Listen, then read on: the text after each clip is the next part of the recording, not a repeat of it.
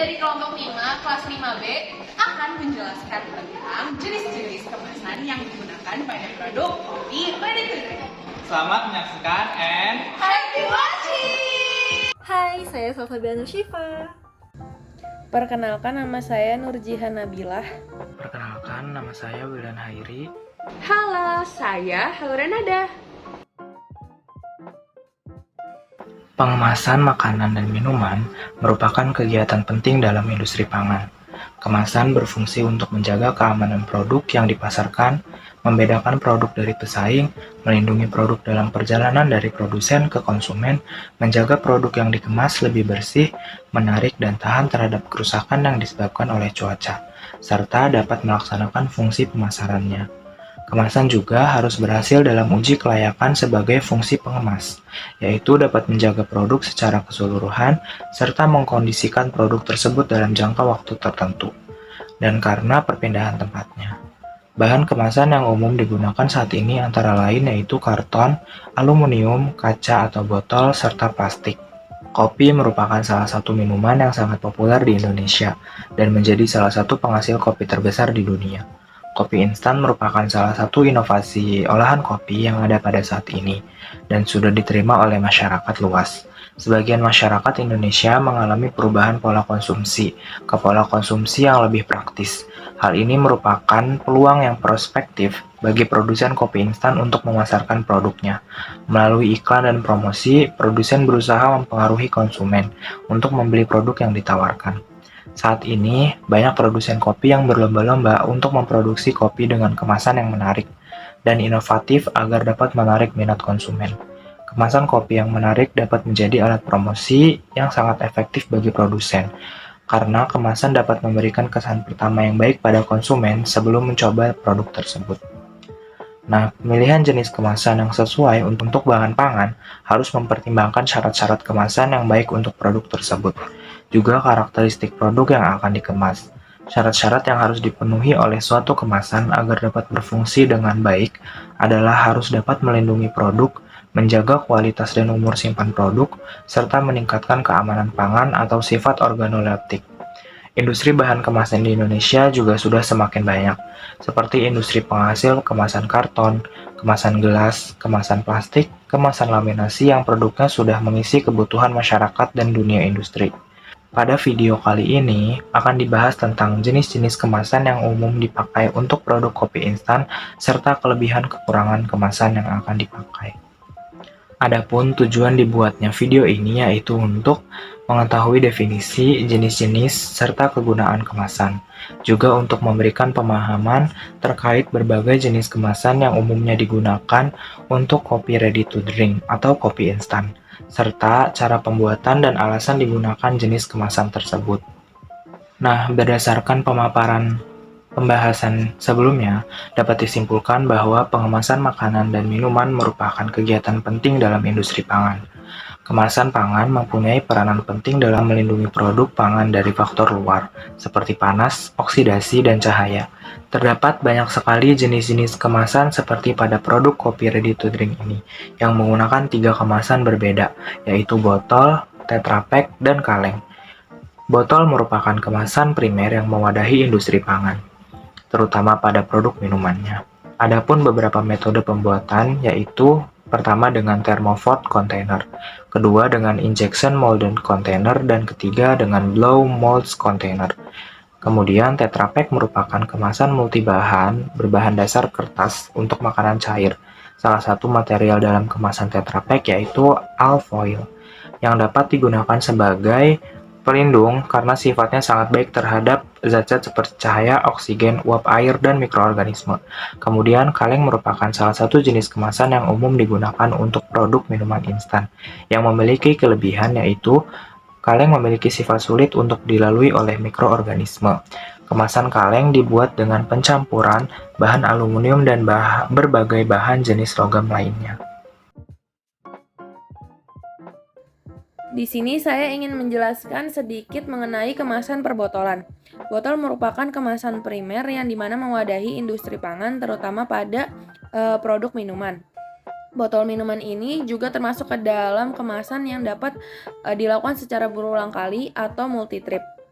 Penggunaan kemasan secara berulang kali berhubungan dengan tingkat kontaminasi sehingga kebersihan perlu diperhatikan. Pada pengemasan perbotolan ini perlunya dilakukan beberapa metode. Yang pertama yaitu metode cold pack, yang dimana bahan dan botol dingin, kemudian setelah sterilisasi ditutup kembali dan dirapatkan. Contoh dari produk dengan metode cold pack ini yaitu produk saus tomat. Kedua yaitu dilakukan secara hot pack, di mana pada pemanasan ini digunakan untuk bahan panas dan untuk mempersingkat waktu sterilisasi. Terakhir, pengemasan dengan open kettle yang dimana dengan wajan terbuka, digunakan pada bahan panas, wadah steril, dan tutup untuk langsung dirapat. Selanjutnya, adapun beberapa metode pembuatan. Pertama yaitu dengan thermoformed container, injection molded container, dan blow molded container.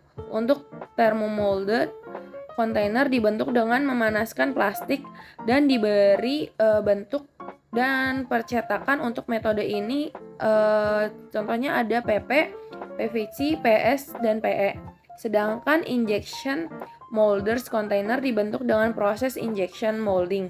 Jenisnya itu ada PS, PP, PF. Sedangkan untuk metode blow molded container itu dibentuk dengan proses blow molded atau proses tiupan. Jenisnya yaitu ada PE, PVC, selulosa, asetat, PS, dan polikarbonat.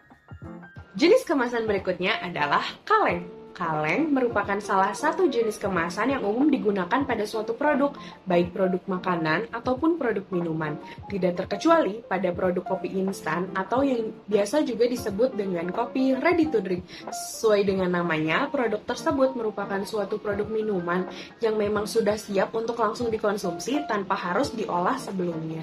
Pemilihan kaleng sebagai kemasan dari suatu produk itu memiliki kelebihan, yang mana kaleng akan memberikan umur simpan yang lebih panjang terhadap suatu produk, yang mana hal tersebut disebabkan oleh sifat dan karakteristik dari kaleng itu sendiri, di mana kaleng memiliki sifat yaitu sulit untuk dilalui oleh mikroorganisme dan sulit untuk ditembus oleh sinar ultraviolet dan juga udara bebas yang mampu menurunkan kualitas mutu dari produk tersebut. Tidak hanya mampu memperpanjang usia dari suatu produk, kaleng juga memiliki kelebihan lainnya, diantaranya yaitu kaleng bersifat kuat, tidak mudah rusak, dan lebih tahan lama. Kaleng sendiri tergolong ke dalam kemasan yang kaku, di mana kemasan kaku didefinisikan sebagai suatu kemasan yang keras namun tetap tidak tahan terhadap benturan. Dengan demikian, meskipun memiliki banyak kelebihan, kemasan kaleng juga tetap memiliki kelemahan, yang mana memungkinkan terjadinya kepenyokan, yang mana kepenyokan tersebut terjadi karena adanya benturan. Kemasan kaleng dibuat dengan cara mencampurkan aluminium dengan beberapa jenis logam lainnya, seperti magnesium, mangan, baja, tembaga, dan juga silikon. Di mana campuran antara aluminium dengan logam-logam tersebut akan dicetak menjadi sebuah lempengan yang nantinya akan dilapisi oleh timah pada kedua belah sisinya. Dengan demikian, kemasan kaleng juga disebut dengan tin plate.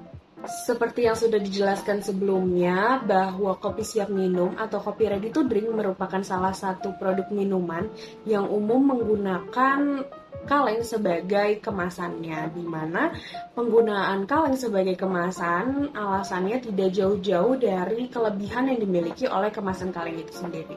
Seperti yang kita ketahui bahwa kopi siap minum atau kopi ready to drink itu merupakan suatu produk minuman begitu ya, yang pasti memiliki air yang tinggi. Dengan kata lain, kadar air yang dimiliki oleh produk kopi ready to drink itu sangat tinggi, di mana mikroorganisme itu sangat suka tumbuh di tempat-tempat yang memiliki kadar air atau aktivitas air yang tinggi. Oleh karena itu, dibutuhkan suatu kemasan yang mampu menangkal atau menahan pertumbuhan dari mikroorganisme itu sendiri, di mana kriteria tersebut cocok dengan karakteristik dari kemasan kaleng itu sendiri. Jadi, dipilihlah kemasan kaleng sebagai kemasan dari produk kopi ready to drink atau kopi siap minum. Nah, selanjutnya adalah kemasan Tetra Pak yang merupakan jenis kemasan karton yang dirancang untuk menjaga kesegaran dan juga keamanan makanan dan minuman yang dikemasnya. Nah, kemasan Tetra Pak ini biasanya berbentuk kotak, walaupun ada juga yang berbentuk segitiga, tapi biasanya kotak, dan seringnya digunakan untuk mengemas produk yang mudah rusak, seperti misalnya santan, susu, jus buah, sari buah, dan lain sebagainya. Nah, secara umum ya, Tetra Pak ini mengandung 3 bahan utama, yaitu kertas sebanyak 75%, juga aluminium foil sebanyak 5%, dan juga polietilen sebanyak 20%. Nah, digunakan karton ini karena untuk memastikan bahwa produk akhir Tetra Pak itu kaku dan juga tidak mudah penyok.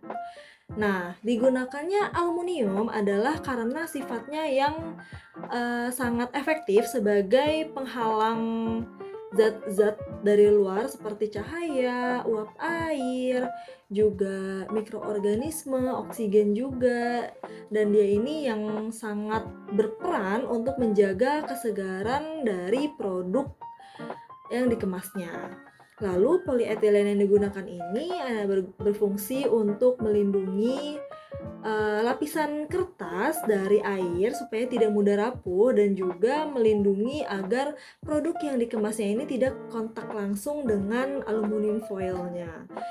Nah, polietilen ini juga berfungsi untuk menyatukan lapisan-lapisan tersebut agar ketika dipres dengan panas itu menyatu dengan sempurna. Seperti itu deh. Nah, gimana nih teman-teman? Udah dapat kan materinya bagus dan menarik ya? Semoga kalian bisa dapat insight baru. Terima kasih sudah menonton. Dadah!